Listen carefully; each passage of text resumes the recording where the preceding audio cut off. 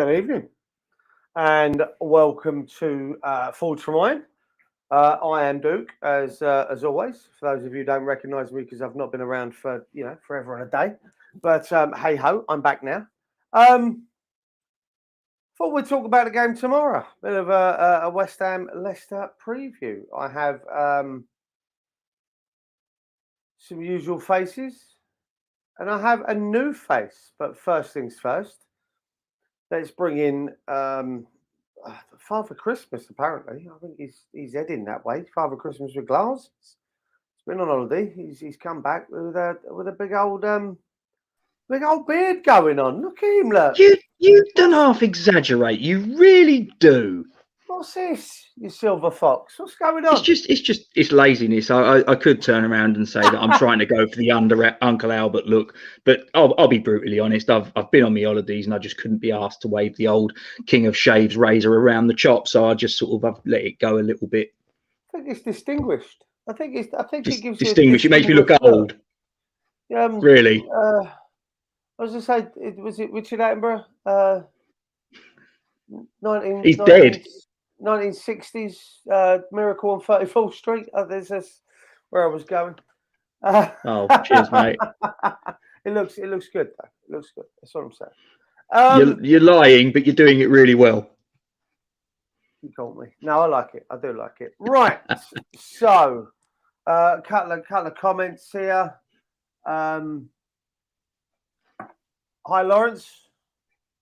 Lawrence, how you doing, mate? I tell you, we're getting further afield, Gatesy, as the more we go on here, son.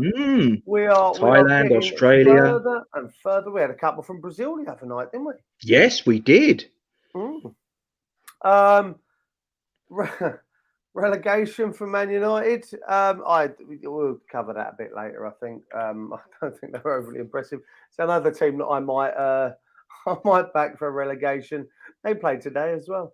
We'll cover that one as well. Okay, let's bring in. Do you want to do a bit of a buttony, or shall I do the buttony? Yeah, I tell you what. No, mix it up. You can do the buttony job. You can have that. You're out of practice. Come on. You know what? I'm getting back into it. It's fine. Get back on the horse, my son. We have two more regulars, and we have a newbie. Debutant. Hopefully, we will speak to him more as the season goes on. But first of all, I am going to bring in 100 miles and running. To quote Mr. Peach, here is Andy. Good evening, Andy. How are we doing? Yeah, not bad, mate. Not bad.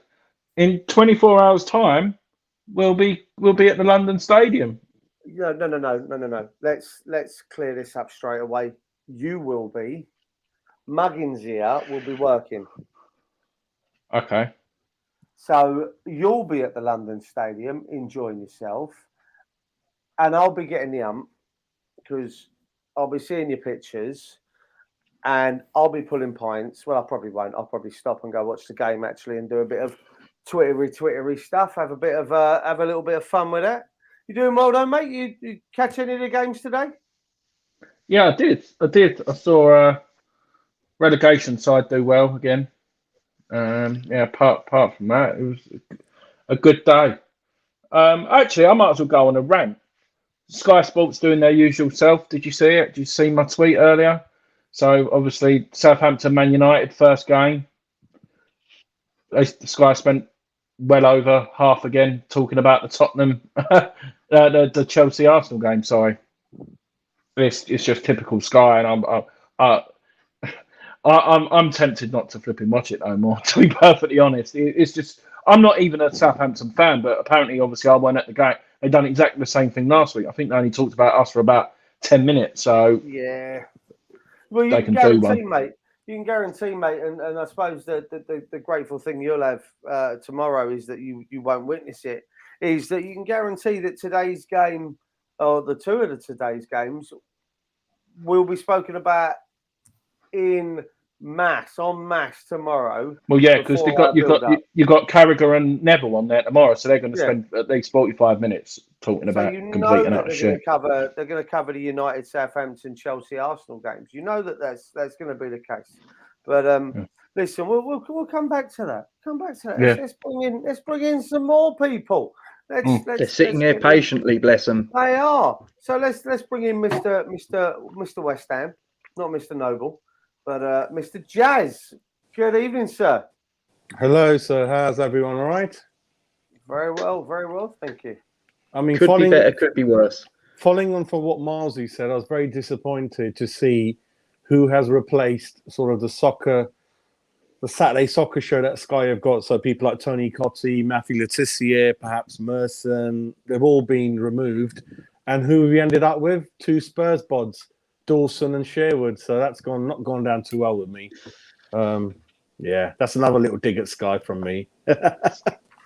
Yeah, but again, I think Gatesy, you mentioned this the other day. You know, if you've had a career in the game to a degree, and you've played at the level, and you know about football, then you know what, I'm more than willing to listen to your opinions on games. But when you're taking away the likes of Merson, who, let's be fair, he was one of the ones that made that show. You know, and the other guys. I was going to say Merson they haven't got rid of. Yeah, I'm not sure. I'm not sure. He was on the other week, but I think they're phasing him out. I really do. Are they? Listen, they're trying to get new faces on. You know, we noticed now. We know now the reason Cottee has left to pursue other avenues, shall we say? Not quite sure what to make of that. But anyway, we're not here for that. Not yet. Anyway, we're not here for that just yet. So, Gacy, you've managed to Poach. score us an opposition opinion. Yes. There was an opportunity that presented itself. Anybody that's watching that hasn't already subscribed to West Ham Unofficial, I'm going to do a shameless plug for Jake's channel. Get yourself over there, subscribe, hit that bell icon. He's a 14-year-old lad. He's doing some really good things. And, you know, he knows more than the 4 of us combined, to be fair, about this YouTube malarkey. And he asked me very kindly to go on a stream with him to do his pre-match show. And I was like, great. And he said, there's going to be a Leicester fan on there. And I thought, oh, okay. And we got chatting, and he was very nice, knowledgeable chap. And, yeah, came across really well. And I thought, I'm going to, you know me, Duke. I'm a big believer. If you don't ask, you don't get. And I said to him, any chance you're doing anything around about 8 o'clock? And he went, not really. So without further ado, from Leicester Till I Die, here he is. Listen, I'm glad. Chris, how are you? Yeah, good evening. Can I just set the record straight here? Gatesy has bribed me to come on. Some very incriminating pictures of me. I didn't want to come on at all, but he's forced me to come on. I have been warned that these shows can maybe go on a little while, so I've got some sleeping bag supplies in here, just to keep it going through to the wee small hours. Good evening, gentlemen. How are you? All good, mate. All good. Yeah. We done a 5-hour stream a few months ago, so we're hoping to beat that tonight. No, I heard that was while you were watching a match. Listen, I have to go back to work, so there is going to be none of this. There's going to be none of this 5-hour malarkey. I'm letting you know that for certain right now. We are not going that far in. So, talk to me. Tell me, how long have you been a Leicester fan? Well, I'm 60 now, so I'm guessing about 50 years. Jesus wept. And to be fair, I saw something come up earlier on Facebook, and it kind of made me a bit, I suppose, jealous, but also really pleased for you, Leicester guys. Obviously, it was the rundown of the timeline since you were bought by the family, and it gave you the breakdown of when you were bought, finishing winning the championship, wasn't it, and then coming up, and you made a promise that within, was it 3 years, you'd be fighting 5 or 6 years, I think it was. Yes, and, we all laughed. But there you were, and you know what, and you've done things the right way, part of me did feel a little bit jealous. I'm not going to lie to you. I think we all fans would love the owners that you guys have got. Just for the simple fact is, we saw the owners and the family, on the pitch after the FA Cup final and after the Charity Shield or the Community Shield or whatever bullshit we're calling it these days. English Super Cup, we like to call it. Yeah. I like that. And it was just the way that they interacted with the players, the things that they do for the fans. So I'm not sure whether I run a pub down in Kent, and I kind of guessed from what you were saying. All right, listen, there's no need for this, is there? Come on.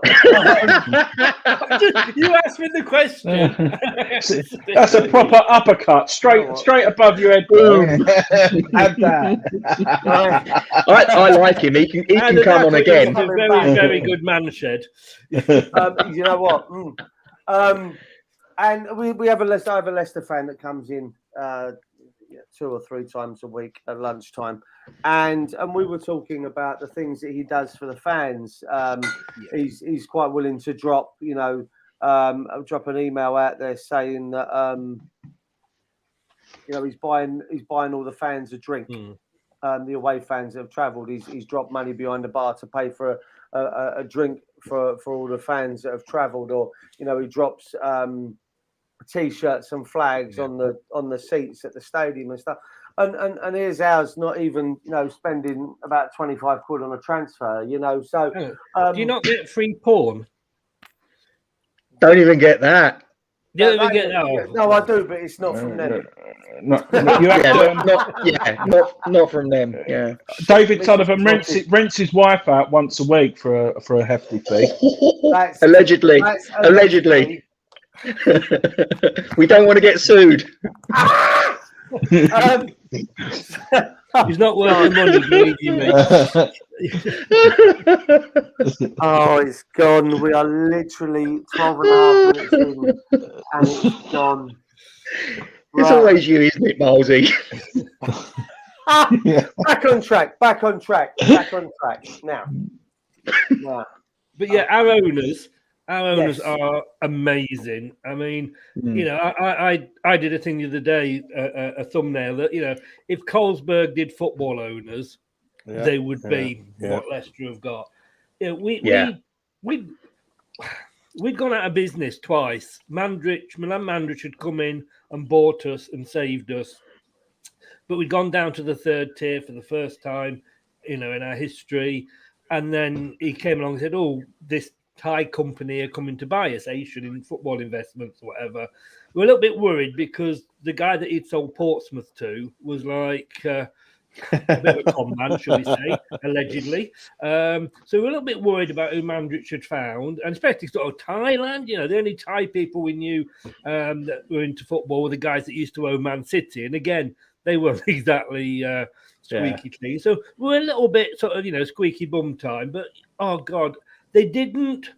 Thing is, they haven't just bought a club; they've bought into the community. They give money to charity. They paid for a wing at the hospital. They top up. When people are trying to raise money for things, they top up. And one of the first things they did, I remember, about a week after we got promoted, that they gave £25,000 to a guy who was collecting money for his son for an operation. Wow. He buys beers, he buys bacon sandwiches and gives free transport sometimes to away games, T-shirts and whatever. Brilliant.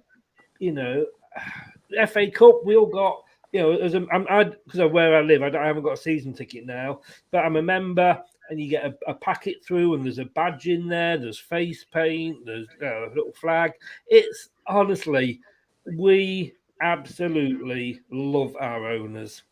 They are. We would not be where we are. We would not have had this fantastic journey. And you know something? I'm going to get a little bit sentimental here, so just bear with me. I'm 60, and I never thought I would ever share with my son Leicester City winning the Premier League, being at the stadium and then walking out to the Champions League music, watching us win the FA Cup, being there and seeing us, win the English Super Cup or Community Shield. this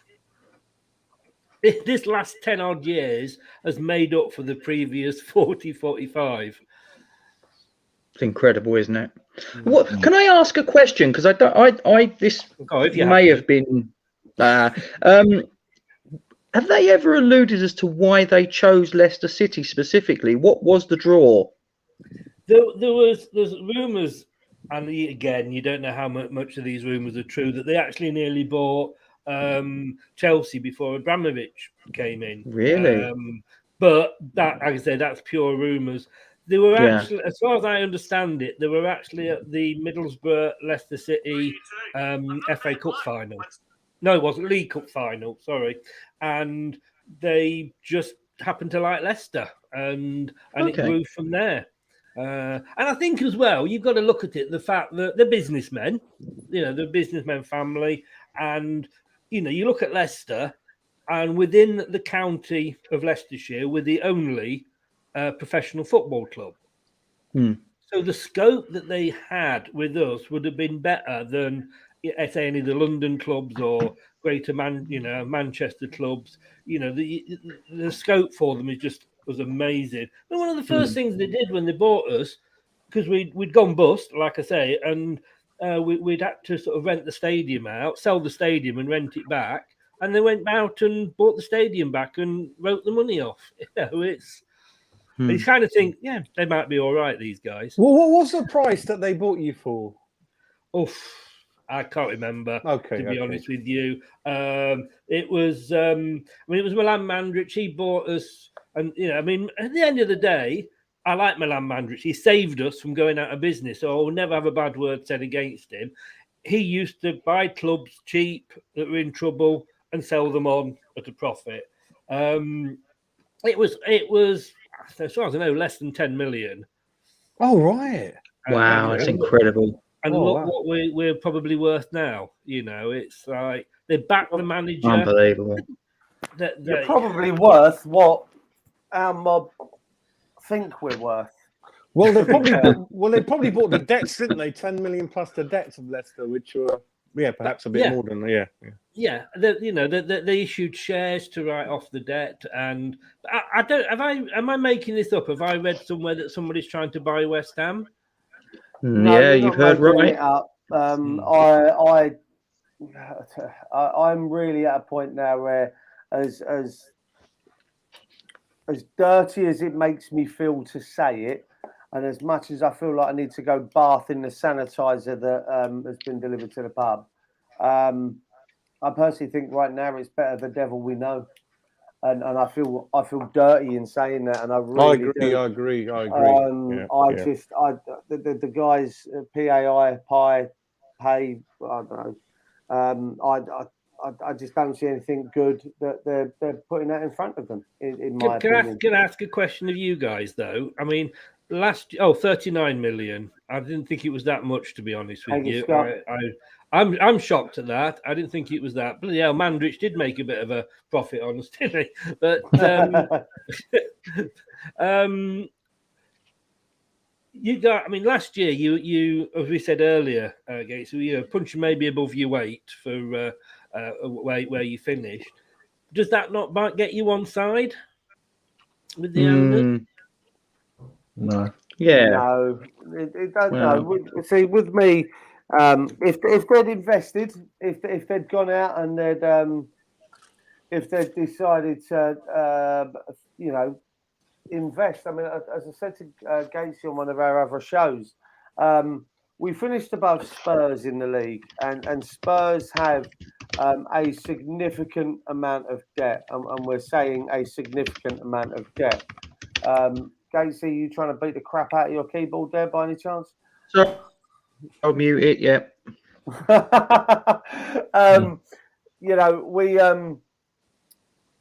There's a lot of debt at Spurs. There's several rumours going around. I think at the top end, I think it was around £1 billion that they're in debt due to the fact that the stadium was built and they couldn't have fans come through the doors. So there's a lot of debt at Spurs. Yet they thought nothing about going out and dropping 43 million on Romero from Atalanta. There was no hesitation in Bosch. There's the money, and if they're that much in debt, we finished above them in the league. We've had absolutely zero, outlay for the squad. All right, we've got Areola in on loan. That's a loan deal. I don't get it. I mean, we identified as fans, and apparently the club identified a couple of players back in January, and again at the end of the season that we were interested in. One of them, well, both of them went to you. You signed Bertrand on a free, and you signed Patson Daka for, I think it was 23 million quid. Yeah, and Fofana as well. Fofana. Yeah, we wanted him. Yeah, we wanted him. So, Madison. You've identified and you've moved quickly, and you've invested. For me, Patson Daka is he's ready. He's a ready-made replacement for Jamie Vardy. If I'm honest, I don't see Vardy playing as many minutes this season because you've got Patson Daka there. I would love to have got my hands on that fella. I think he will be an absolute, and Jazz, I know you mentioned this before, he'll be an absolute revelation in the Premier League this season. I think me, Milesy, Gatesy, when we did our thing 8 weeks ago, who would we like to bring in? Daka was top of everyone's list as a striker. He had the power, the pace, the build, the excitement. That guy could fly, and we've seen it. We've seen it already. The thing is, though, with Leicester, we apart from Vestergaard, who was amazingly quick, Fofana got injured on the Wednesday, and he was in situ virtually by the following Wednesday. But all these other players, we chased them for a long time. We've not just gone out this season and said, Daka, we've been looking at him for sort of 12 months, and we've kept in contact with him. And this is what, if you look at what Daka was saying when he joined us, is, Leicester kept in contact. They were checking on me, seeing how I was doing, showed that interest in me, other than just the fact that, hey, we want to buy you as a commodity. We get it wrong. Of course, we bought some questionable players in the past, but we're generally, with our recruitment, we generally seem to get it spot on. I mean, go on. I just wanted to know a bit more about how the scouting is set up at Leicester, and I believe you've got some big software system that looks at stats across the globe and how you identify your players. And just want to know a little bit more about what you would know about that. How you're scouting, how many scouts do you have, and what systems do you have in place that more often than not you do sign a good player. If I told you that, I'd have to kill you. Brilliant, great answer. He's definitely coming back, this lad. Thank you. No, I've really no idea. Yes, they are. We have got this amazing spreadsheety type system where we rate players. It all started under Nigel Pearson. This is water. Nigel Pearson and Steve Walsh was our chief scouts. The funny thing is he left to go to Everton, and before he went to Everton, he was saying, "Whatever you do, don't buy Slimani." Is that the same Steve Walsh that used to play for you? No, that's a different Steve Walsh. Okay. Right. This is the coach. He's out of work now because he went to Everton with Allardyce, I think it was, because he's from the Northwest, and he basically said, "Don't get Slimani." I like Slimani. He didn't fit into our style of play. He was bought as a name, I think, rather than a fact that he'd fit in with us. But that guy was spot on, and what he set up on Nigel Pearson and Craig Shakespeare is still sort of in place today. It's funny, we've got a director of football that seems to get criticised whenever we don't go out and buy anybody, but never seems to get the praise when we get these fantastic signings in. But we get these players in, and like Soyuncu, right? We got him, and we got another guy called Benkovic in that you never saw for a year, and then a year later we sell Maguire to Man United for 80 million. Thank you very much, Man United. You paid for our trading facility, and we had Soyuncu there, who'd been with us for a year, had got used to the English game and what have you, in Leicester City. Came straight in, and you could argue at some points was better than Maguire. It doesn't always work. Fofana we'd bought in with the same idea, but he had to play because of all the injuries. We mentioned this earlier, Gates. He didn't we? So many injuries with so many. I mean, Christian Fuchs, he played more games last season than in the previous 5 seasons put together because we had to, But I don't think if I'd put my boots on, I think I'd have probably got a game last season, and back 4 was that bad. So, yeah, it's amazing what we've got in. But we say we look at these players in advance, we get them in. We've got an amazing youth system as well. When you look at the young players that come through, Harvey Barnes, you got Ben Chilwell that's gone on to Chelsea now. You've got this season, look out for a guy Thomas, called Dewsbury Hall. Luke Thomas, yeah, exactly. Yeah, great player. I mean, Luke Thomas, he's 19. He's got 2 more medals than Harry Kane. Oh, we like to hear that. We like to hear that. Would you say you are at the moment a bigger club than Aston Villa in the Midlands or not? What would you say on that? You know what? I have these sort of banter sessions all the time with other clubs. Are we bigger than Tottenham? Are we bigger than Arsenal? Yes. What do you judge it on? If you're going on trophies and you go back far enough, Huddersfield Town have won more top flight trophies than Tottenham Hotspur have. So does that make Huddersfield Town a bigger team than Tottenham? Yes. Or do you go on crowd size? Well, you're in London, so you're always going to have bigger crowd sizes than... Oh, that went down well. You're always going to have bigger crowd sizes than, say, than Leicester or an Aston Villa. So what do you judge it on? You can only, for me, judge today. Judge it on today. Judging on it today, yes, because... in the last 5 years, we've won a Premier League, we've won an FA Cup, we've won the Community Shield, we've been in Europe for 2 years running. So on current form, we are a top 6 club, I guess you'd say. Yeah. Mm-hmm. I think we're a consistent club as well, and I think just go back to what someone said in the chat there, Charlie boy there. It's an example of how to do it. You pretty much the blueprint of how to run a football club is based on you guys, and there's literally nothing about what you guys do at your club and the way that the owners run your club. There is absolutely nothing there that I can, and I've looked, trust me, I've looked.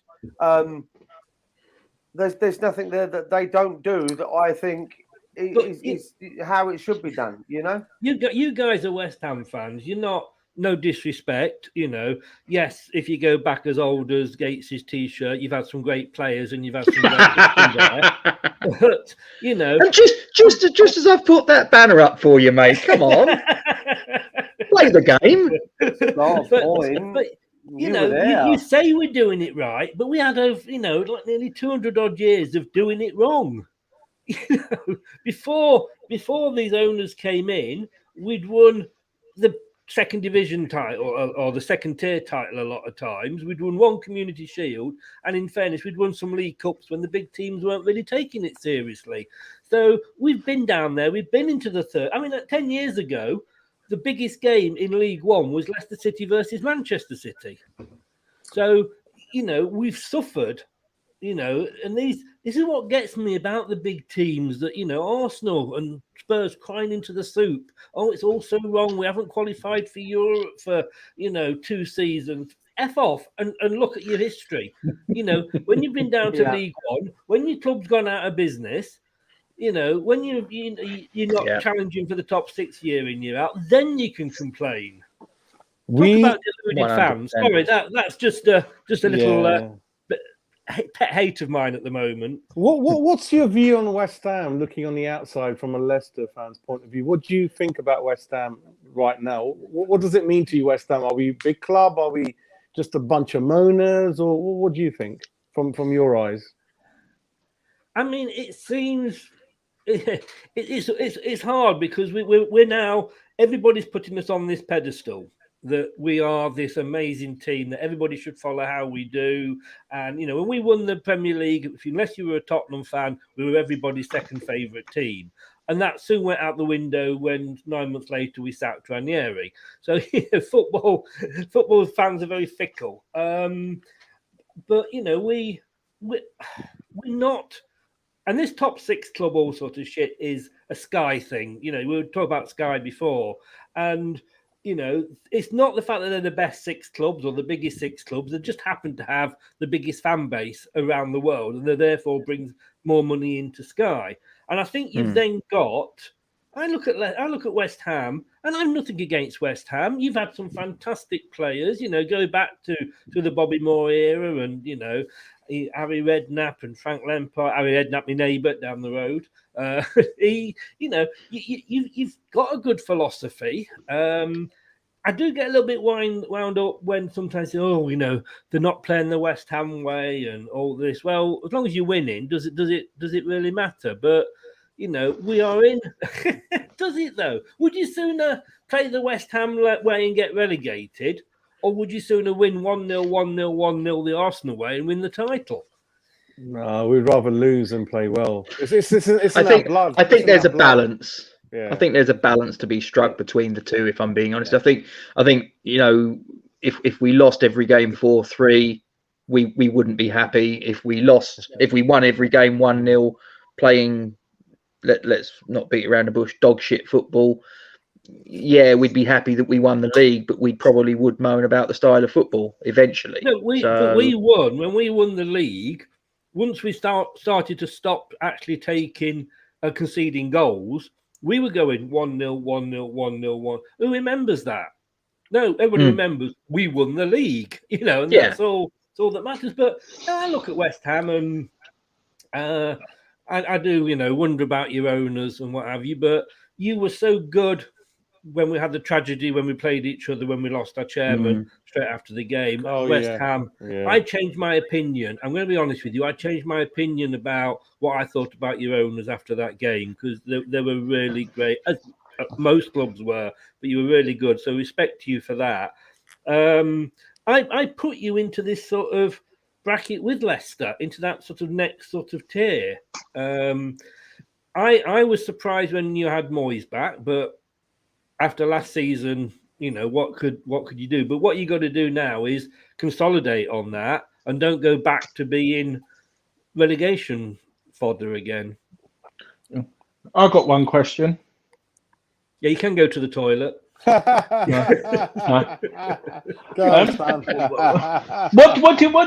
What do you think of them clapping things at the King Power? Because I can't effing stand them. Does that go up on the wall? Yeah.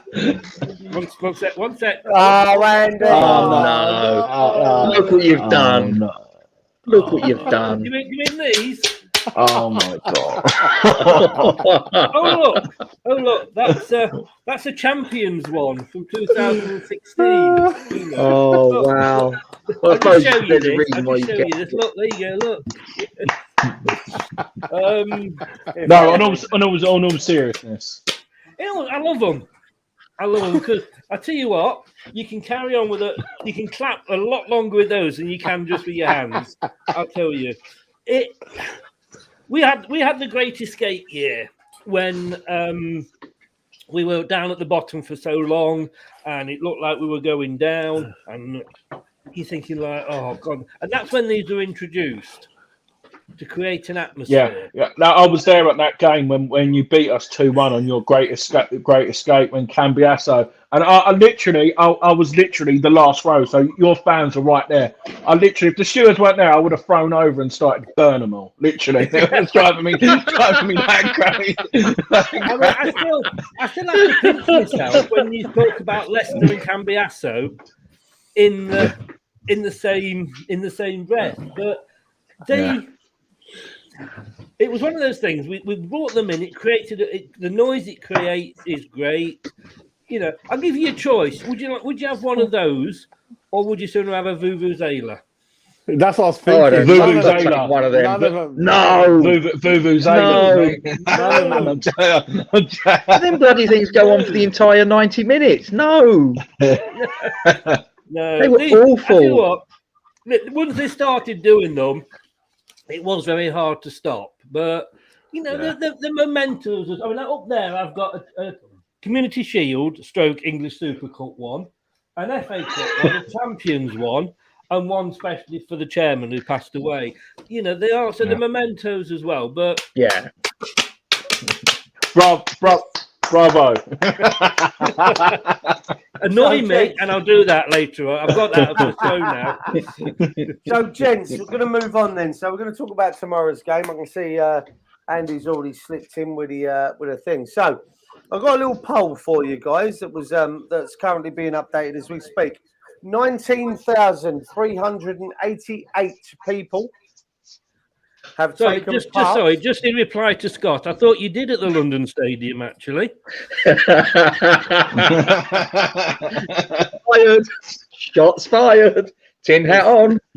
You know what, though? It's funny because it's true. Yeah, so there have been 19,388 people have taken part in the prediction for tomorrow's score. Oh. And I have it currently sat at only 8% think it will be a draw. Really? And then there are 62% go one way and 30% go the other way. So 62 go for Leicester.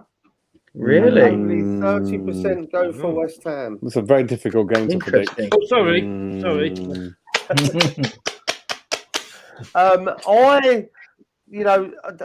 Being slightly biased, maybe, definitely.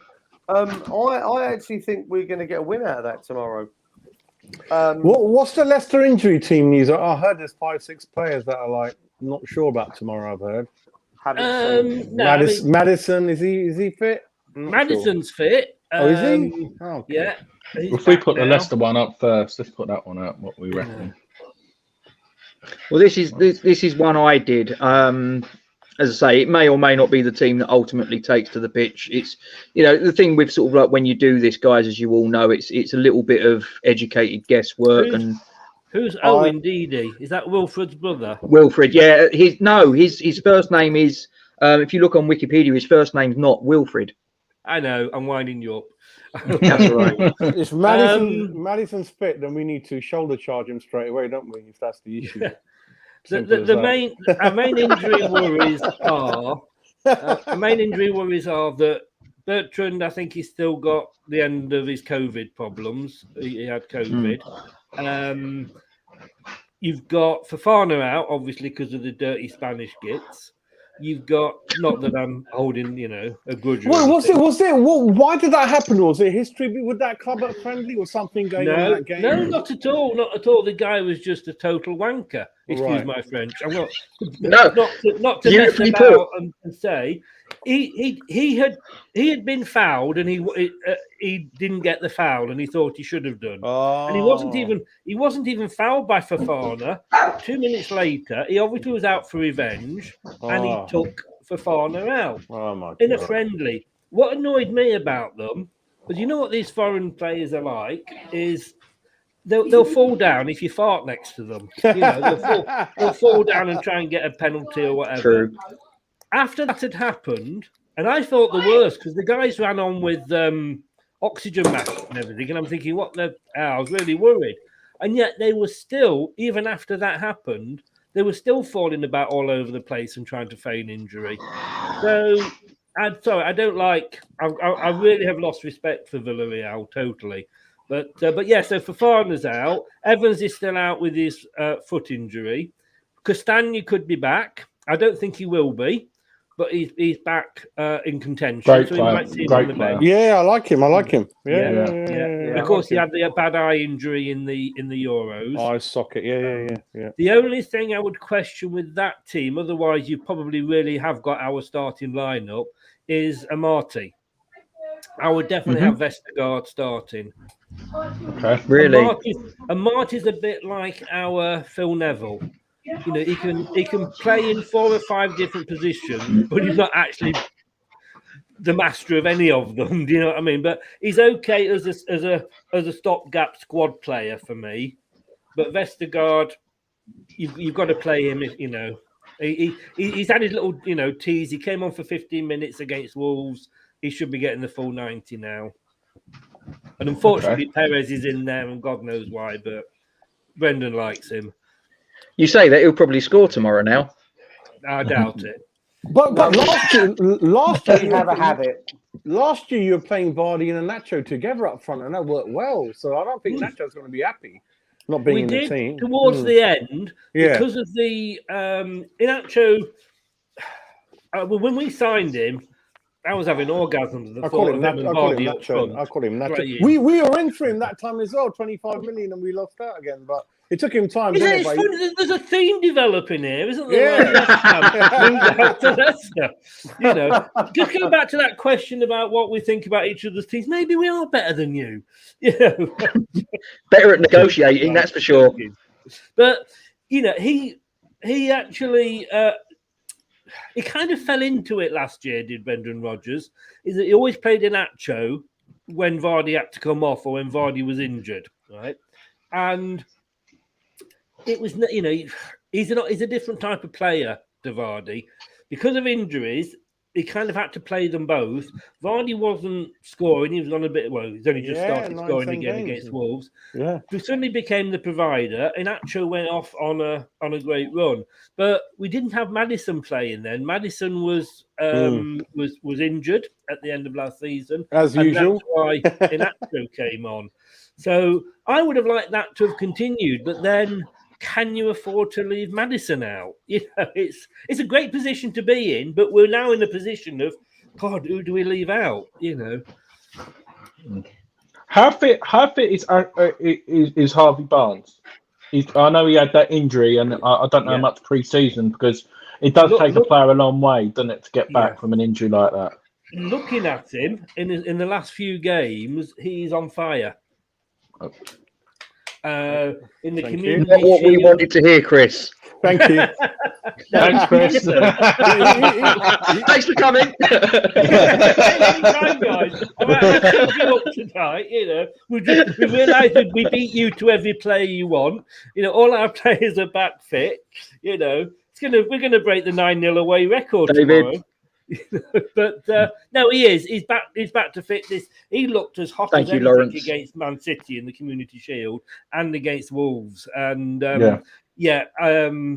it's great to have him back. We missed a lot. We probably, in fairness, I think missed him more than we missed Maddison. Yeah, I agree. I like Barnes. What an exciting player he is. Yeah, great player. I honestly think he could have been the difference in the Euros. And he's just signed a new contract as well, Harvey Barnes. Yeah, I think he's a cracking player, to be fair. Right. So if they line up like that tomorrow, you'd be happy? Oh. What, West Ham or Leicester? No, sorry. If Leicester lined up, even though you got Perez in there, I would be more than happy with that. I think I wouldn't want a Marty. I've got to be honest with you. I'd want Vestergaard. I'd prefer Vestergaard up there, but if you stuck for Farmer and if he was fit, then you're probably looking at around our main starting lineup. Yeah, because I think Morgan retired, didn't he, last year? I think he did. Which loved Morgan to bits, but he was becoming a bit of a own goal liability. And what happened to Robert Huth in the end? Did he just retire, Robert Huth? Robert Huth retired. What a great signing he was! I mean, when we stayed up, he came in January, and that kind of coincided with our comeback and the Great Escape starting. He's good at boxing. He's good at boxing. I'll give him that. he likes a goal against Tottenham as well. He likes a goal against Tottenham. But we like him then. Huth was amazing, and yeah, he was again probably more influential that season than Cambiasso. Yeah. I think I might have missed it. Do you go to some games from where you live, or it's difficult? Or I used to. Okay. I had a season ticket for The Great Escape. It's a 7.5 hour return journey from where I am. I can imagine. I can imagine. And traveling there every week, seeing us lose was not the best. And I decided the following season not to have a season ticket. Of course, we went on and won the league, didn't we? And I didn't have a season ticket. Great decision. So they only started winning when you buggered off. Now I'm not working, so I can't afford I'm a member, so I do get a chance to have. I went to Wembley to see the Community Shield. Oh, so, good for you. I do get to get. I wasn't lucky in the draw for the FA Cup ticket, but yeah, I don't go regularly. I say I couldn't afford it now, so I'm not. So, working. just one question: where your new training ground is that where the old training ground was? Was that a completely new site? No, the old training ground is now taken over by Leicester Women. Okay. Who have also just got promoted to the Women's Premier League this season as champions of the second tier. So that's basically their base, their training, their pitch and what have you. The new training ground was a 18-hole golf course. We've still got 9 holes. That pleased the members. Yes. So it was shut down. But yeah, we've still got 9 holes just in case Gareth Bale ever wants to pop over and play for us for a bit. So we've still got 9 holes. Brilliant. But yeah, it's out on the outskirts. It is totally. I mean, it's a bedroom. There's a the players are stopping out. Oh, it's unbelievable. So you've seen it? Have you seen it on the outskirts? Only on video. Only on video. Okay. Yeah. Okay. Wow. So, gents, we're going to move over to the West Ham start. Well, what Gatesy has put together for West Ham starting 11 for tomorrow. Milesy, your take on if that is our starting 11, or what would you change? For me, Areola needs to come in. There's rumours circulating that he has been the main person in training, so main goalkeeper. In the drills. I'm not saying that's concrete evidence. You never believe everything what you say on Twitter, but it sort of rumours started circulating. But for me, he would be in goal for me. I think Fabianski's been a great servant, but why pay a load of money for a world-class goalkeeper to sit on your bench? Yeah, Fabianski got sent off against us once. I think he might have been for Swansea. I think he has been sent off against, because I remember when it was Sky. But yeah, no, I like him, like I said, but we was there, Jazz, weren't we? Yeah, me and Marzi. It was just his kicking, and I know his kicking doesn't come out, a bit hesitant, and yeah, I agree with Marzi. And the other thing, Marzi, is Dawson. I can't believe I'd bring Dupin for Dawson tomorrow. Yeah, I think I would. Yeah. I'm not playing tomorrow. Isn't Dawson the new Bobby Moore? Don't start. That's not what I said. You know that. Don't start. Marzi, what do you think about that? Like taking Dawson out and bringing Dupin. What do you think? Because Dawson was shaking, wasn't he, last week? To be honest, I've called. I think we're going to do the same team where we won 3-0 at Leicester last year. I can see us going into a back 5. Oh, there you go. Kent Howes agrees. He was with us, wasn't he? Kent agrees. Yeah. I can see us going back to the back 5. I can see Creswell going in there with Bonner and Diop, Masuaku, or Fornals going into it. I think we are going to play that. You're right. That served us well against Leicester, didn't it, last season? You're right. That's what I can see personally. That's what I'm not want to see, but realistically, that's what I think will happen. I don't know about you. And last, can I ask a question, Milesy? Sorry, Jazz. Go ahead. With Areola, and I don't think that, in all fairness, Fabianski had one of his better games last week. I agree, but do you actually think that he's going to drop his goalkeeper after one Premier League game that we actually won? Yeah, I do. I think David's got that. David's got that saying of being dithering Dave and all that. But at the end of the day, people win football matches. Let's just put it to switch it the other way round. If I don't know, Maddison or a player in the youth team. I'm not saying it's like that, but if you've got a better player, you'd play Maddison, wouldn't you? No matter even if it's half fit or whatever. If you've got your better, you don't buy players to sit on the bench, do you?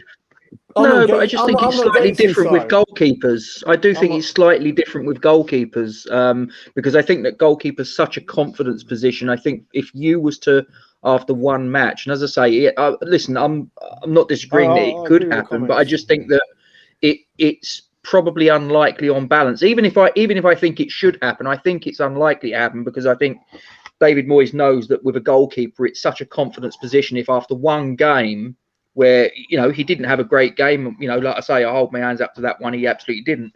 But we won the game. So I would be shocked if he put Areola in after one bad performance. But do you think Areola would have signed to be second fiddle? I don't think he has signed to be second fiddle long term. I've got to be honest with you, but I think he's probably signed on the understanding that we've got 38 Premier League games. We've got at least 6 games in the Europa League, possibly more if we can qualify. We've obviously got, at least 1 game in the FA Cup and the League Cup and hopefully more beyond that. And I think he's probably signed on the understanding that he's going to get a fair crack of the whip this season. But he may have to bide his time, and he's going to be the long-term number one if we make the signing permanent, which is fairly likely to happen, I think. I think it would be a surprise to me. I agree. It would be a surprise to me. Yeah, I think David Moyes isn't the type to. It's in his. I would do it, but the way David Moyes is because of him. I'm not sure he was going to do it. I would do it, but I agree with Gatesy. I don't think it's going to happen. Yeah. I think I'm inclined to go with your other option there, Milesy, where you said about going the 5, bringing Diop in into a back 3 with the 2 boys out wide, or even swapping Dawson over for Cresswell in there, and then playing the 5 at the back. I just see. That could be how we get him round the back. We seem to play well with that 5. I know people are going to bitch and whine and moan and all the rest of it when it comes to why would you play 5 at the back at home? I can see the arguments for it now. Can I just say it? I really hope you don't, because if you do, that means that we're going to go the same, because Rodgers seems to like to match up with the opposing teams. And I don't like, basically what is 3 at the back when you're attacking, 5 when you're defending. So please don't do it. The only reason why...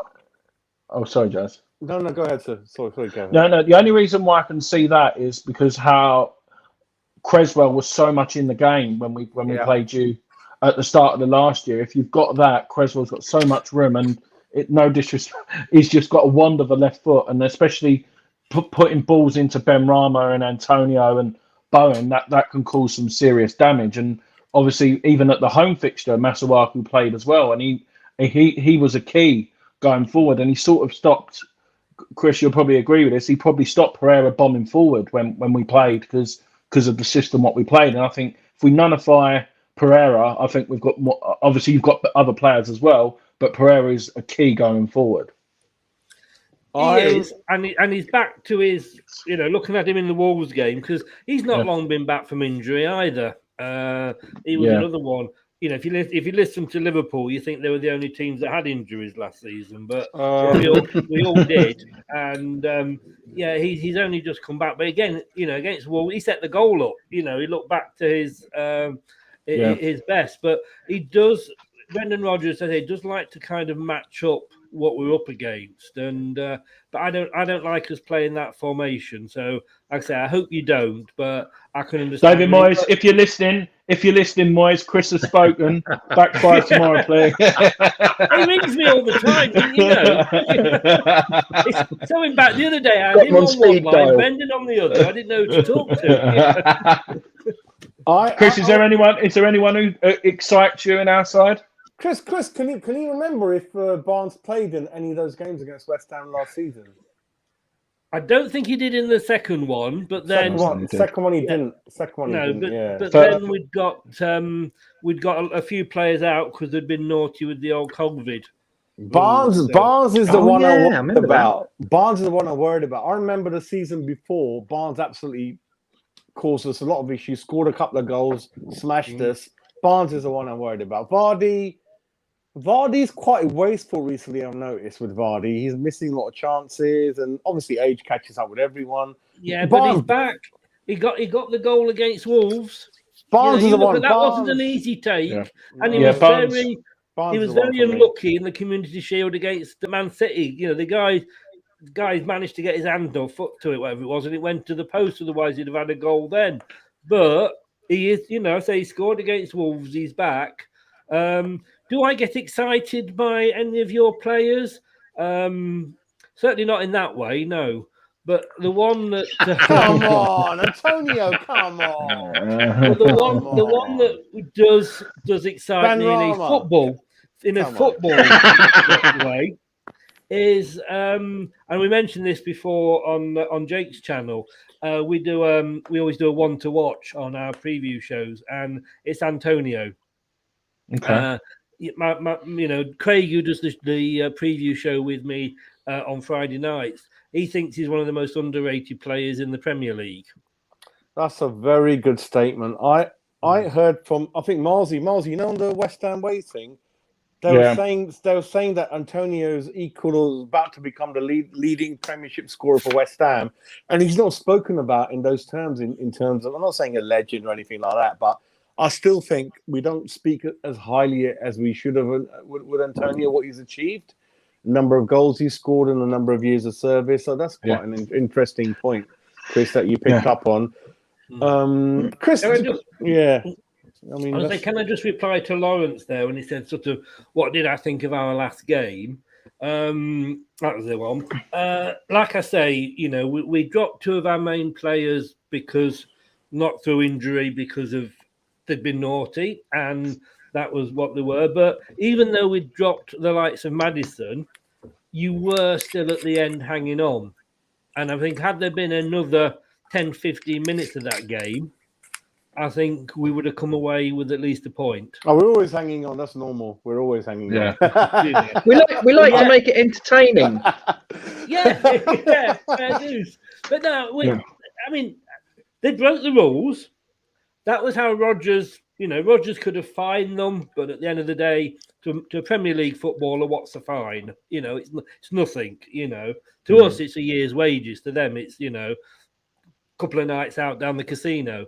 And what he did basically was not tell them off publicly or anything like that, but just drop them, and that got his message across to them. But then I say, Inacho came on, got us back in the game, and you were probably glad that the final whistle blew when it did.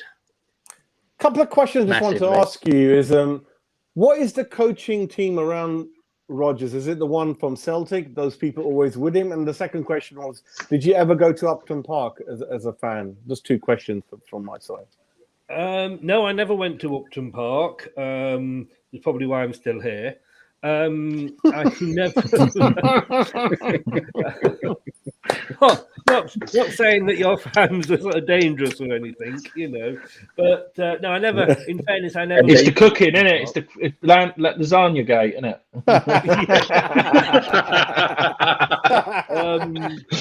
That was never proven, Andy. That was never proven. The coaching, we've still got a couple from, our goalkeeping coach has been there forever and a day. Who's your number two? Who's that Mike Stowell? As an example, who's the number two? Yes, Mike Stowell. Yeah, his number two is Yaya Toure, isn't it? Oh wow! Is it really? Oh my god, I forgot about that. Who he had at Celtic. But I think he's got two number twos. So Yaya Toure or Kolo Toure? Kolo Toure. Sorry. I always get that wrong. I get imagine having two sons like that and like, oh my god, who's going to take me out for dinner as I'm being mum or dad? But basically, he's got his own team, as you would expect him to. You know, he's got his own team that he's brought down from Celtic. And just if you're watching Chris Sutton, by the way, how's Celtic's A team doing these days? Malsey, that Celtic striker you talk about, it's interesting. Brendan's never brought him to Leicester, isn't it? Edouard, is it? Yeah, really interesting, isn't it? Because he knows Celtic inside out, Brendan, doesn't he? Yeah. It's funny because when we bought Soyuncu, we bought a guy called Benkovic, defender, Right. and we loaned him to Celtic for 2 seasons. Brendan Rodgers had him at Celtic for 2 seasons. He was starting for Celtic for 2 seasons. So that, so he won things with Celtic. Come down here, Rodgers has never really played him apart from the odd game here and there. He loans him out. And I think Brendan Rodgers, like most of us here, realised that just because you're good in the Scottish League, you're pretty much your shit in the English League. All our Scottish viewers have just turned off. Yeah, it's a joke league, isn't it? But Turney's all right. You got some good players in there. Turney and people like that done all right. Robertson, Liverpool? Yeah, Robertson, right. Kieran Tierney, yeah. I mean, Van Dijk came from Scotland. I know he's not Scottish, but he came from Celtic to Southampton. That's what I'm saying. But come on, the Scottish League is not the most competitive going, is it? No, really? no.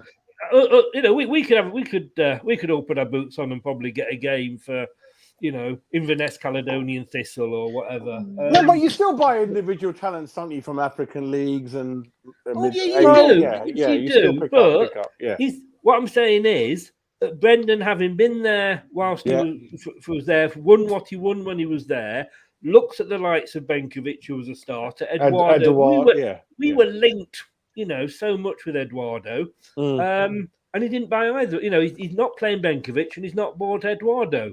So that kind of, says to me he knows what he's doing, because he looked at these players and said, "Yeah, you were good for me in Scotland, but you're not going to be good enough for me in the Premier League." And would I sooner have Daka or Eduardo? Daka, 100%.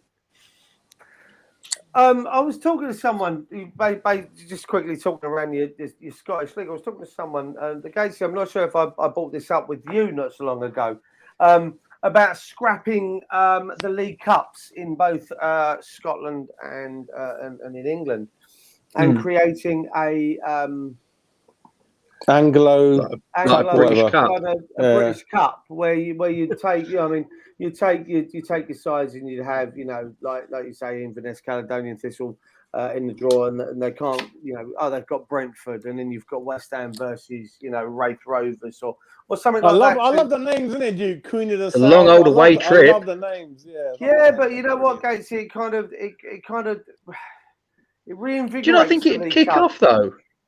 No, I mean, listen, they wanted to bring back the home nations. Home nations. We're talking about that. Oh, internationals. We should get them back, definitely. No, I don't think. I just like the idea. I just like the idea of a League Cup that encompasses England, Scotland, and Wales, I suppose, if you would, it just adds a little bit more spice to it. If you want my Gatesy, Bangor, Gatesy, you want to go to Bangor? Bangor. Go to Belfast. It sounds like another word have been mentioning. Bangor. I wanted to, but she wouldn't let me. Easy. What? He didn't have It's after 9 o'clock. He didn't have his with him. Sorry, Jake. Excuse me, does this cloth smell? Marty, yellow card. Get a yellow card. The thing with the League Cup, towards the end of the 90s, we were in 3 League Cup finals in 4 seasons. We won 2 of them, but the big clubs never took it seriously. And then they realised that, hey, this was the way into Europe. So if we don't do very well in the Premier League, we can, still win the League Cup and get into Europe. And then they started to take it seriously. Yeah. I mean, the thing is, as where Leicester are now, could we do without the League Cup? Yes, we probably could, because we've got the Europa League, we've got the FA Cup, and the Premier League, obviously the same as you guys.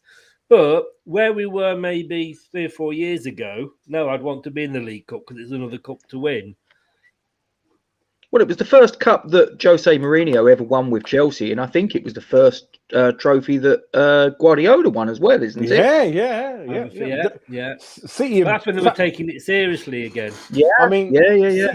City practically owned the League Cup. Me and Gatesy remember from being slightly older, is the Milk Cup used to belong to Liverpool, didn't it, Gatesy? Do you remember? They never used to win the FA They won Cup, it 4 years on the Yeah. trot, didn't they? Back in the 80s, I remember. And I have an important question for Duke. Slightly. Do you stock Walker's Chris at your pub? No, we have McCoy's. I knew that. The important questions answered. We do McCoy's. Gatesy, Jazz, you said you were slightly older. I just what? No comment. No, I don't mind. I'm here. Nothing wrong with Walker's, Chris. What five-a-side team? I'm on my What five-a-side 46th team journey we've got? round the sun. Yeah, 47. What a five-a-side team. Who I'm a goes in year goal, old. Andy? I've not seen the. Who's in goal? Who wants to go and goal for that five-a-side team? I'll go and What go. was 5? Chris, my first memories of Leicester are a guy called Steve Lynex. Did he play for Leicester? I think he did, didn't he? Steve Lynex. He comes on my channel quite a bit. He's in my prediction league that I do. Yeah, on the really Wednesday. Wow, okay. And he was one of my regular contributors last season. He used to come on the preview show. Was he a striker? Winger. At that time when Winger. you had Alan Smith and Gary Lineker up front. Yeah, those were the days. And you've had Those were the McAllister, who's a great midfielder. Yeah. Much Gary later down the McAllister, line. Yeah, went to Liverpool. Yeah. Yeah. Leeds. Muzzy, is it, or Robbie Just never all at the Savage? same time. Muzzy, is it, or Robbie Savage? Oh, Muzzy, is it? Come on. Of course, he's a West Ham fan. West Ham fan. Turkish. Yeah. Yeah. Did he never played for you though? Did he? No. Yeah, we had 10. No. And he came from. You got him from Chelsea reserves, I think. Chelsea. Yeah, youth we team. did. Yeah, that was our I like the Muzzy, glory yeah. years under Martin O'Neill. I have a lot of time for mine, and he nearly became a manager, but we'll discuss that at another point. Yeah, no, he was a Martin good O'Neill. player, Muzzy. Casey, Martin O'Neill he started off at Wycombe Wanderers, which is really close up to me, High Wycombe, not far from there I live. Yeah. He Then he started went, I from think, to there. Norwich, didn't he? Norwich, and Yeah. then he obviously rocked up at Leicester, and he did really. Was it 2-3 League Cups? Didn't he win? Who's this? think- Sorry, Martin O'Neill. Martin O'Neill. Yeah. Got us promotion through the playoffs. Nearly left us because the fans were against him when he first came because we started to lose. But we got up with Steve Claridge's shin against Crystal Palace Yeah. in the 95th minute or whatever, or the 138th minute, whatever it was. Yeah. And they got famous goalkeeper change. So we're getting ready for penalties. The tall Australian guy, wasn't it? With a Yugoslav name. Yeah, we That used to was call him. Dracula Yeah. 'cause he was scared of crosses. And then he actually went on to play. Believe it or not, he actually went on to play for AC Milan, and he had a good. Did he? Yeah, I think he may have won the Champions League with them. He must have had a cracking agent. He must have had an absolutely cracking agent. Same Yeah, one as I think he Julian did. Falbert. I think he Chris, did. what do you remember about Tony Cotting's time at Leicester? Do you remember him there at all? Tony Cottee, I love the guy to bits. Martin O'Neill went and bought him, and we had him at the twilight of his career. And we know that West Ham are always his club. And I'm not one of these that when fans will go on and they'll say, let's say he's commentating for whoever on Monday, and it's always very biased towards West Ham. Well, yeah, West Ham are his team, so he's bound to be. It was a surprise because I think we actually brought him back from Malaysia. Yes, Selangor. Time, but he hadn't got the speed, but he'd got the brain. He's like Danny And he Ings, was isn't he? playing- He's like Danny Ings, yeah. Yeah, he was playing alongside Emil Heskey, and he could What run. player? You What know, player he could was. run. He had his moments, Heskey, didn't he?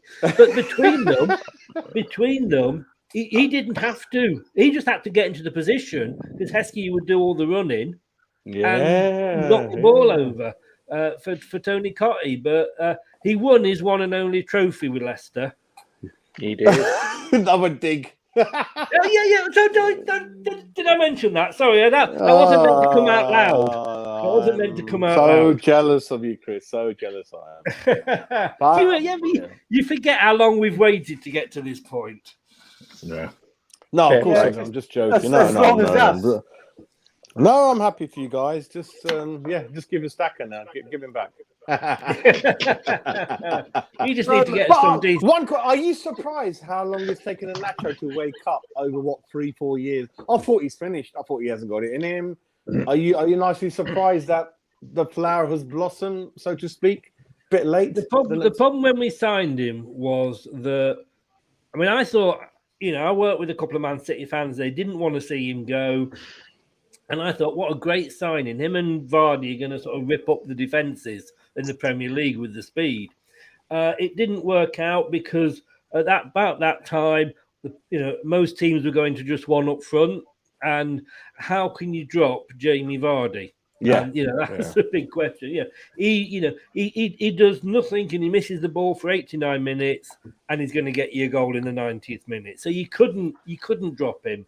And the problem was that when he was coming on, say for the last 10 minutes, if Vardy was tired or injured, that the managers played him like he was Jamie Vardy. But he's a completely different player. So if you're going to put Inacho on, you have to sort of accept and adapt the team to feed him rather than Jamie Vardy. Jamie Vardy plays on the shoulder, doesn't he? Where Nacho drops off a little bit. Yeah, he holds it up well. He's a pretty good player when he gets the ball. But last season, it just sort of it went normal. He picked him and it all worked. And because we used him as Inacho rather than Vardy. That's why it works. Something I said something funny. I don't know what it is. Have I said something funny here? No, there's some comments maybe. I'm not reading them. I don't know what's going on. But what about the important question? The Blue Van Man on YouTube, the Leicester fan. I don't know if you watch this guy. He eats different foods and gives it a rating, and he's one of the biggest guys on YouTube. Leicester fan. Blue Van Man or something like that. Blue Van Man. Don't know the guy at all. I used to like him when he used to do football content. What he's doing now? What he's doing now, God only knows, with his food reviews. And he just all goes to Greg's, opens up a pie, talks about it, loads of views, and he actually got to present an award to Jamie Vardy last season, as you probably know, outside the training ground. And Jamie's probably thinking, "Who the hell are you?"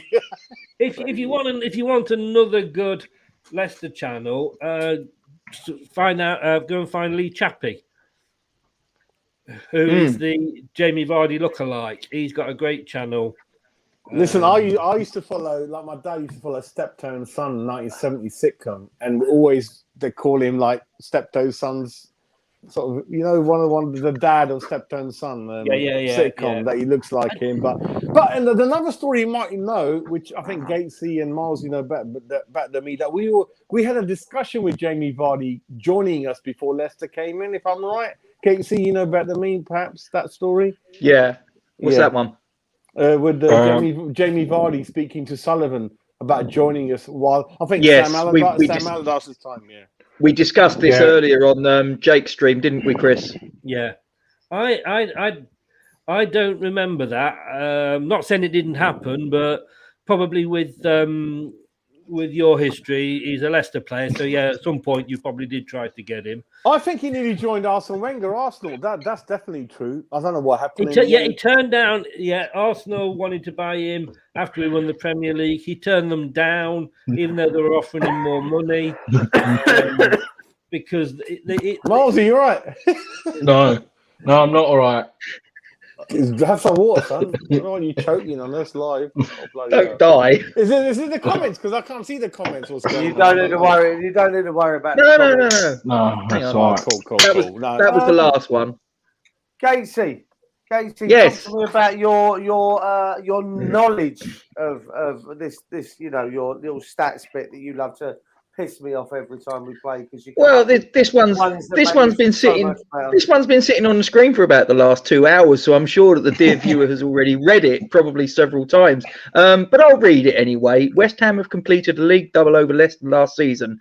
The Hammers are looking to record 3 consecutive Premier League wins over the Foxes for the first time since winning the first 4 in the competition against them between November 1994 and April 1997. Right. If I can add my nerdy fact to this, I know if you take the modern age away, which is the last decade, I know that's a lot of time, I always knew West Ham's best history league record has been against 2 clubs historically. It used to be Leicester and Coventry, if you take the last 10 years away. So we always used to do well against Leicester and Coventry historically until, modern times where, Leicester have improved now. So that's my little bits to add to that. We always used to have a good record against those 2 clubs. Yeah, cool. Although Next the one. season before last, we beat you 4-1 and 2-1. So. Oh, hang on. We're going through a tunnel, Chris. We're going through a tunnel. Hello?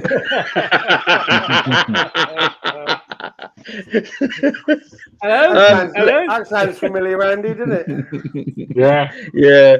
Leicester have kept a clean sheet in just 11% of their Premier League games against West Ham, 3 out of 28, only keeping a clean sheet in a lower percentage of games against Manchester United, which is 7%, amongst the teams they have faced at least 15 times in the division.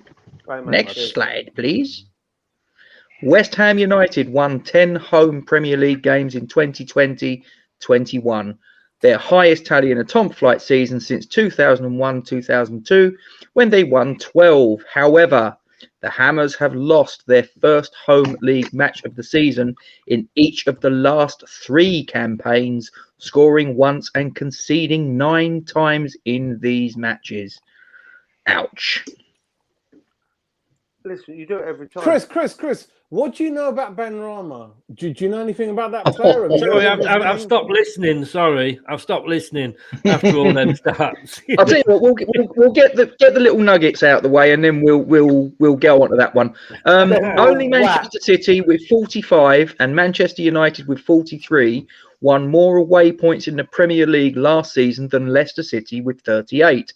However, they've only won their opening away Premier League match in 4 of their previous 15 seasons in the division, with 2 of those victories coming against West Ham in 2000-2001 and 2015-2016. Listen, is there another one?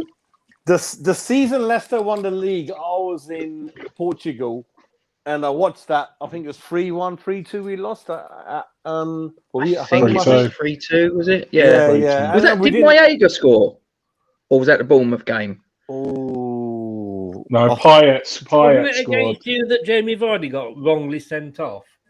I think Mahrez definitely scored in that game, and we didn't. No, Adrian got sent off in that game as well, and Jenkinson won in goal. Yeah. We've had some. Yeah, we had proper ding dongs. Anyway, so the next nugget. We got a penalty, and then Payet scored his first goal for the club. The thing about all these stats that I love is that one by one, Brendan Rodgers is missing all of these. You know, with 4 attempts at winning the FA Cup, then we've won it. Yeah, bang. Yeah, how many years for the? They're nothing stats. You know, the game is not played. Records are there to be broken, aren't they? Yeah, they're there to be broken. Exactly. They're just interesting little conversation pieces. That's all they are. Anyway, so West Ham have won their last 4 Premier League matches on Monday and won 5 in total last season on that day, the most by a team in the Premier League season since Chelsea won 5 Monday games in 2016-17. Wow. Leicester, meanwhile, have won just 1 of their 14 away Premier League games on a Monday, drawing 4, losing 9, a 4-1 win at Leeds United last November. Is there any more there, Milesy? Don't think so, mate. I think that the last one. That's the last one. Chris, did you say you are from Leicester originally, or around that area? Oh. Hang on, wait a minute. Hang on. No, stay there. It's all right. That was my fault. It's because I was pressing on my tablet to get rid of. Hang on. Why has he got no sound? Oh, right. Can you hear us? Muted him. Talking, Oh, that's okay. why. Oh, no, he's Oh. not muted, is he? It's not Hang on, you. hang on. What have we done to him?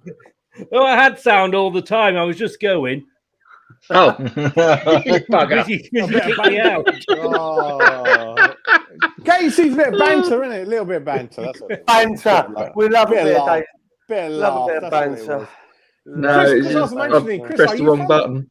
Chris, are you from I'm Leicester? from Leicester originally, but I left Leicester when I was 21, which was years ago. Now, one thing I noticed about Leicester, I got some family out there, as you know. There's a big Indian community in Leicester. I don't need to tell you that. That you don't pick up the Midland accent. I've got cousins in Dudley. Oh my God, I don't know what they're saying. Dudley. From Yeah, Wolverhampton. But Well, you guys, I Leicester. left when I was 21. I'm now 60. I left Leicester, went to Blackpool, Blackburn, Burnley, Bolton, down to Dorset, Poole, Bournemouth. So, yeah, over Avoided the London. years, You avoided London. Why? I just didn't fancy it, to be honest with you. You'd want to go to London. Dick Whittington. I actually did go, before I went to Blackpool, I actually did have a job offer in London, and I went to have a look at the place, didn't fancy it, through the interview. House prices, mate. That's what it is. And what about Melton Mowbray pies in Leicester? Do you like them or? I don't know. I don't think I've ever been asked, and that is the first on a football show I've been asked about pork pie. But as you brought it up, is there any other pork pie worth talking about? Of course, Melton Mowbray are the best pork pies. Yeah, With a bit of pickle, you can't beat it. Oh, beautiful. Beautiful. Thanks for the tip. I'll try that. Yes. Right, Any gentlemen. more eating habits we want to talk about? No, I'm finished. Walker's crisps. I like Golden Wonder, but that's another argument. Walker's bought them, so you're still eating Walker's, definitely. In effect. I know as kids there always used to be Golden Wonder, didn't they? Yeah. But... You talking to me? You feel lucky. Right, listen. Pork Listen. pie. Sorry, I'm still giggling at the fact you asked me about pork pies. Yeah, I don't. Tony Mowbray. We cover every avenue. Chris, let me just warn you something before Duke sort of does his little thing. I'm just going to warn you: if ever you get invited onto Peach's West Ham Random, if you think that this can be a little bit batshit at time, you're in for a treat. No, I love it. It was just like literally, I said it came out of nowhere. Like, oh, talking about Leicester, Mowbray pork pies. I know it's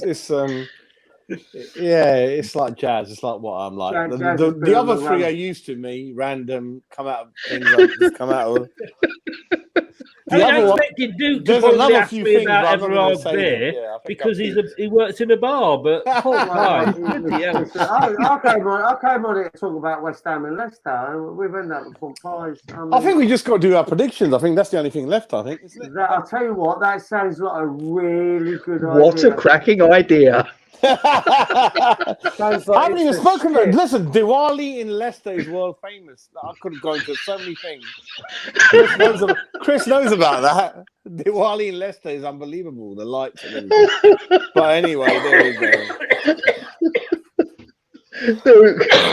go. You're killing me. Andy, give me your score prediction for tomorrow before you hit yourself. 0-0. 0-0 from Andy.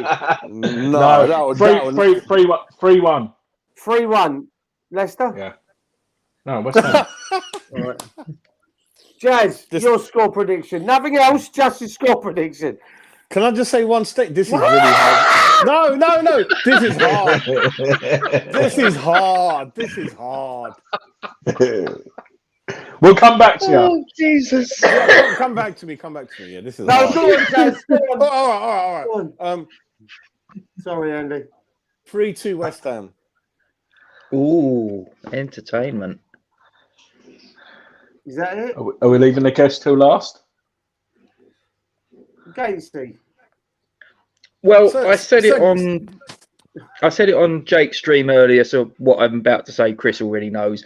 I think it will be a tough game. I think we'll be really tested for 90 minutes. I just have a funny feeling that the crowd, with 18 months of not being able to be there and support the boys. I know, obviously, we had the away support at Newcastle, but I'm talking like, 56,000 season ticket holders roaring the boys on. I think they're going to play a massive part.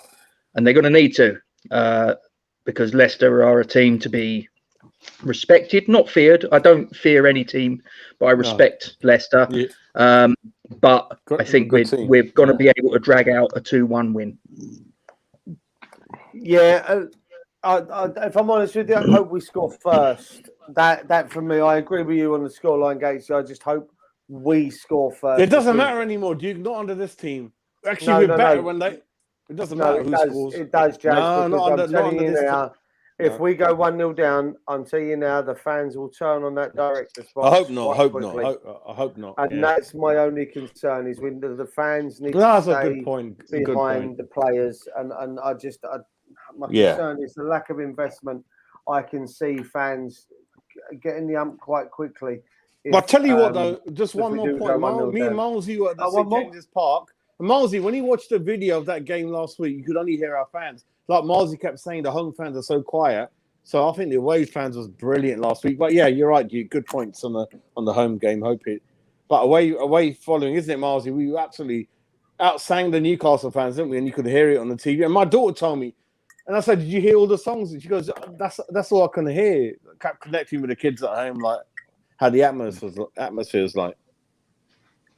Yeah, get behind the team tomorrow. If you're going, just stay behind the team. Don't dick around and aim any venom. No, support the team, not the regime. Yeah, I don't do that. Exactly. Yeah, get behind the team. Yeah. I'm going to dread asking you this. I really am. But score prediction, please. Me? Yeah, your score prediction. Well, despite the fact that you're going to have fans back, because I think your fans are that far away from the pitch, it's like a day trip to go.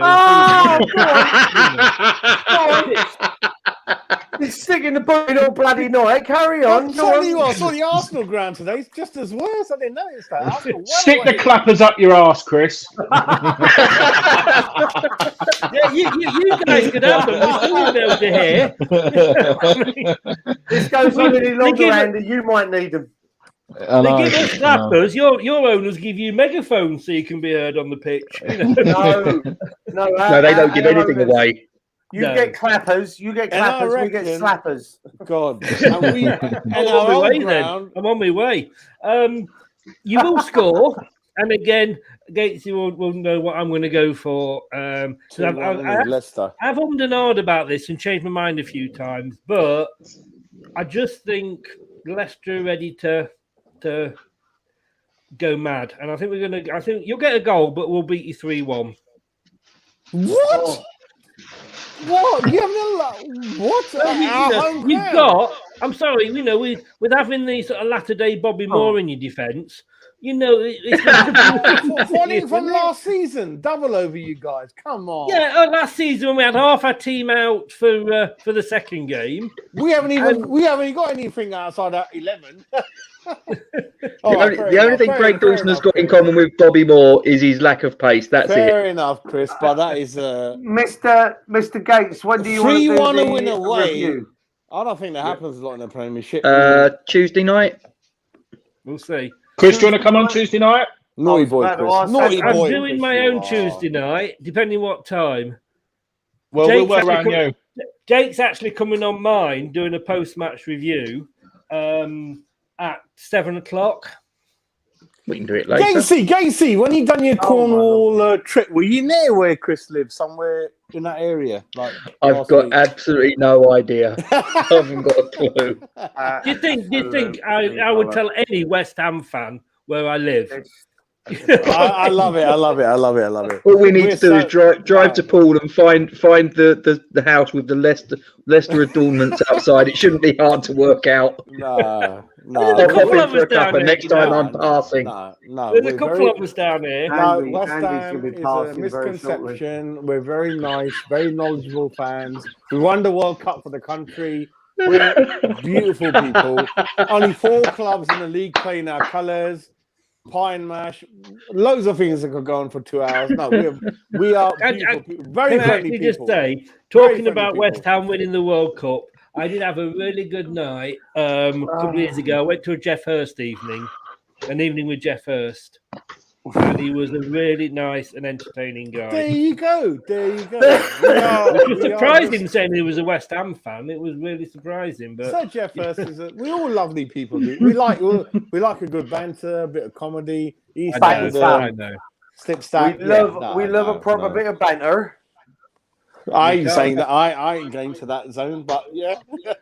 My manager Gates is watching, so I will behave. I'm going to behave. Gentlemen, Gatesy, do your bit. Yeah, brilliant. Okay. Ladies and gentlemen, we're coming to the end of the stream. Those of you that been here for a long time know what's coming, and those of you that haven't, allow me to educate you. So this is on the description below YouTube and Twitter, Facebook even. And basically, this is a little fundraising thing for young Isla Caton, who's battling neuroblastoma. She's a 6-year-old girl. There's no treatment for this in this country. So it forces her family to have to try and raise funds to go to wherever it is in the world to get the treatment that's essentially going to save her life. So, think of the expenditure in terms of the travel to and from wherever it is in the world, flights, the accommodation once they're there, their living costs, the treatment itself. The bills are still coming in the UK. So they need our help. It's as simple as that. And this is a race against time now. The clock is ticking. And with every day that goes past that she doesn't get the treatment and the help she needs, the odds just get a little bit more stacked against her. So all we're asking you to do is not even necessarily to put your hand in your pocket initially. If you can, great. But if you can't, all we're asking you to do is to copy and paste the banner that's below the description on YouTube and Facebook and put it onto your social media platforms, your Facebook, your Twitter, your Instagram, whatever, with a little note as to what this appeal's about. And get the momentum out there. Maybe some of your friends, your work colleagues, your acquaintances can look at it and go, oh, okay, that's something I can get behind. And if you yourself can put a few coppers into the pot, you've got the Just Giving link there. Please do help yourself. Anything from £1 upwards, the more the merrier. And we thank you very much indeed for your consideration, as always. Always raising, we're doing our bit, and I hope everyone else can follow suit. Gentlemen, thank you so much for joining me this evening. I say joining me, I've joined you. You've been here forever and a day. I just turn up on, I'm basically like one of them wandering cats. I disappear for a bit and then come back. Pleasure to have Chris on the channel. Great guest. Chris, keep in touch. I tell you what, guys, it's been a pleasure for you. And it's been a pleasure for I love this guy. He's definitely coming back. He's coming back. I'm gonna send him some more biscuits. Give me a message, Chris. I hope Gates has got me Twitter. Give me a follow on Twitter. I'll follow you back. I'll come on anytime. Chris, I hope this changed your mind about West Ham. Yeah. Sorry, Gates. Give him a just going to say, don't forget, guys. If you could also give Chris's channel Leicester Till I Die a follow.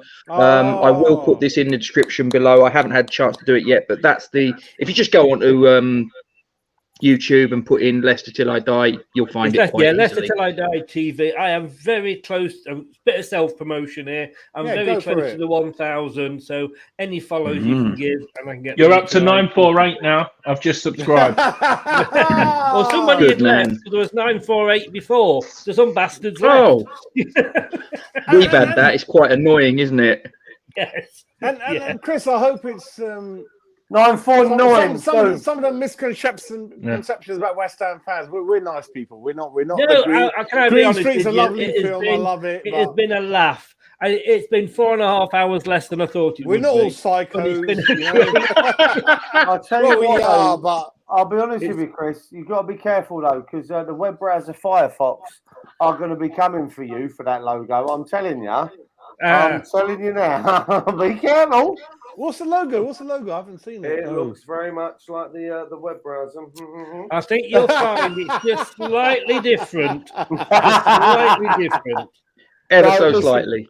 It's been a pleasure having you on, my friend. I hope It's been a pleasure to come on. If you want me on Tuesday night later, as Listen, long as you've we survived. win, I'm happy to come on. on. Well done. If you beat us, I'll block you all.